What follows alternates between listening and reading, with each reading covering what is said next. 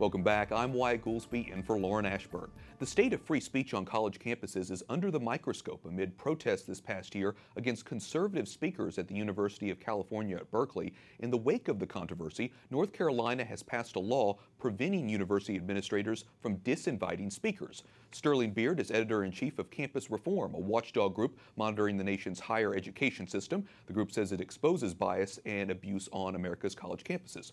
So, Sterling, tell us why this North Carolina passing this bill is good for free speech on college campuses.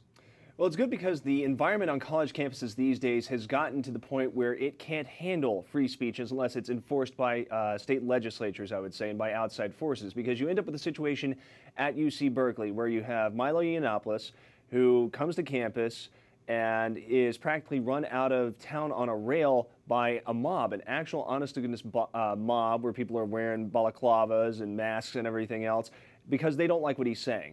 They say that he's a dangerous person. They say that they think that he espouses hateful speech, and they want to run him out of town on a rail. His views are literally too dangerous to allow on campus. You end up with the same thing when Ben Shapiro or Ann Coulter attempt to speak there, coming up here in a few months. I think that this law by North Carolina is absolutely essential to protect that kind of free speech. Okay, so we've seen that kind of reaction to those speakers, but what about conservatives themselves on college campuses? Do you feel like they're being censored? I absolutely think they do. I mean, in addition to Milo, you can even end up with something as like Charles Murray up at Middlebury College up in Vermont, another corner of the country there, where there was another kind of small riot when he went to speak there. A professor actually was injured when she had her hair yanked, and she ended up with her neck in a brace because of it. And Middlebury basically handed out a few slaps on the wrist to these students.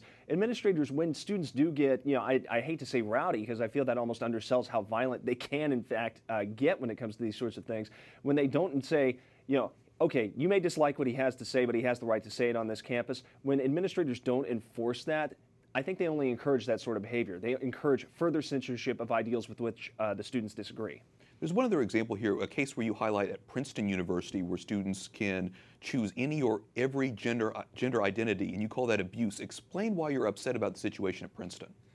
Well, for the same reason that we've got this sort of postmodernist idea that gender or race or whatever can be decoupled from reality at this point. So we're talking about Princeton there. That was an update to Tiger Hub, which is the university's interface for students.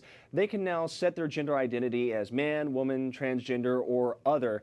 That's the same sort of problem that you have with Facebook offering, I think, what is it, over something like 70 or 120 different genders at this point. We have so decoupled sex and gender from reality that you can identify as absolutely anything and it's not an issue. You've got the same issue at Providence College in Rhode Island, where you have a course coming up called Transracial Bodies. Now, if you think the term transracial is inherently ridiculous, look at that Rachel Laloja woman from a few months ago who got roundly ridiculed for having white parents, yet being the head of an NAACP chapter and claiming to be black. That's where we're headed. Yeah, and like I said, it's concerning for so many of our viewers and so many of people across the country. So we're glad that you are shining the spotlight on the situation. Sterling Beard, editor-in-chief of Campus Reform. Thanks so much for talking with us. Thank you.